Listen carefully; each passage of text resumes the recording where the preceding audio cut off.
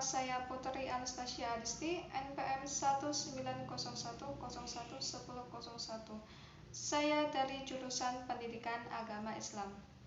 Di sini saya akan menjelaskan beberapa materi tentang fikih munaqahat, yaitu 1. Kenapa harus menikah? Yang kedua, konsep peminangan dan kafaah dalam Islam. Yang ketiga, syarat dan rukun dalam pernikahan. Yang keempat, akad pernikahan dalam Islam. Yang kelima, wali dan saksi dalam pernikahan. Yang keenam, kedudukan dan jenis mahar dalam pernikahan. Yang ketujuh, poligami. Baiklah, di sini saya akan menjelaskan materi pertama, yaitu tentang kenapa harus menikah.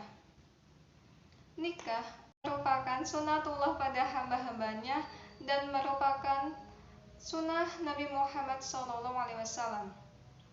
Manusia dianjurkan untuk menikah karena untuk menjaga pandangan yang dilarang dan menjaga syahwatnya maupun syahwat Allah Subhanahu wa Ta'ala, yang telah tertera dalam Al-Quran surat Az-Zariyat ayat 49, yang artinya, dan segala sesuatu yang telah diciptakan berpasangan-pasangan supaya kamu selalu mengingat kebesaran Allah Subhanahu wa Ta'ala.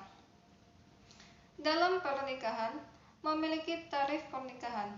Tarif pernikahan yaitu akad pernikahan dalam pergaulan dan membatasi hak dan kewajiban antara seorang laki-laki maupun seorang perempuan yang sebelumnya bukan muhrim. Adapun tujuan dalam pernikahan yaitu 1. Untuk beribadah kepada Allah Subhanahu wa Ta'ala. Yang kedua, untuk mendapatkan keturunan. Yang ketiga, untuk menjaga diri dari kemaksiatan. Dan yang terakhir yaitu untuk mengamalkan ajaran Rasulullah SAW. Selanjutnya, materi kedua yaitu peminangan. Peminangan adalah mendekatkan kedua keluarga dan melihat situasi keluarga belah pihak untuk memberikan sebuah ikatan yang bukan berarti untuk mensyahkan suatu pernikahan. Kafaah harus dilakukan dengan cara syar'i dalam ajaran Islam atau dengan cara halal dan benar. Kafaah juga harus dilakukan melalui perantara orang yang baik dan tidak berdusta. Kafaah juga dianggap penting karena ia menyangkut kelangsungan hidup antara suami dan istri.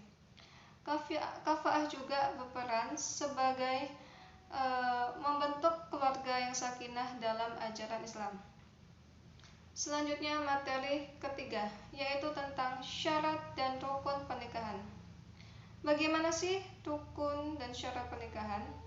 Rukun pernikahan ada 5, yaitu 1.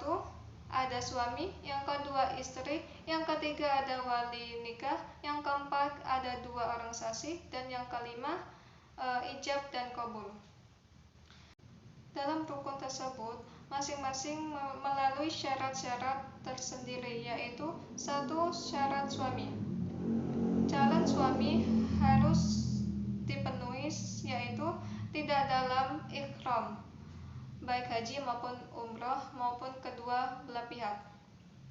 Lalu kehendak sendiri, sehingga tidak syahnya seorang laki-laki yang dipaksa dan mengetahui jelas wujudnya. Suami istri harus mengetahui calon istri, dan begitu pula nasab bapaknya ataupun mengetahui sosok calon tersebut. Lalu calon suami harus jelas kelaki-lakiannya dan tidak ada hubungan mahram antara suami dan calon istri. Yang kedua, syarat istri atau calon istri. Ada 4, yaitu 1. Tidak dalam ihram. Yang kedua, ditentukan sangat jelas bentuknya. Yang ketiga, tidak dalam istri orang lain. Yang keempat, jenis perempuannya jelas. Yang keempat, syarat wali nikah. Ada 8, yaitu 1. kehendak sendiri, yang kedua merdeka, yang ketiga laki-laki, yang keempat taklid dan balik, yang kelima tidak fasik melakukan dosa besar maupun kecil, yang keenam tidak memiliki celah nalar maupun pikun, yang ketujuh tidak dalam ihram, dan yang terakhir beragama Islam. Keempat, syarat kedua orang saksi, yaitu sama dengan syarat wali nikah, yang sama saja, yaitu dapat berbicara, mendengar, melihat, dan melakukan seharusnya menjadi wali. Selanjutnya materi keempat, yaitu syarat ijab dan qabul. Syarat dan ijab qabul ada dua, yaitu satu sama dengan ijab dan qabul jual beli, yaitu yang pertama antara ijab dan qabul tidak dapat dipisahkan, yang kedua tidak boleh taklid dan tidak digantungkan, dan tidak boleh dikasih waktu antara ijab dan qabul, yang harus cocok dan sesuai, dan harus melakukan kata-kata yang sesuai dengan syar'i.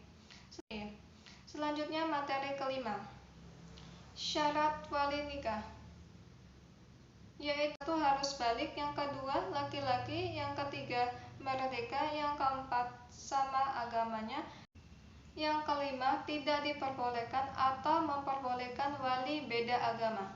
Selanjutnya materi keenam, yaitu kedudukan dan jenis mahar dalam pernikahan. Pernikahan merupakan salah satu hak yang mutlak perempuan, hak istri.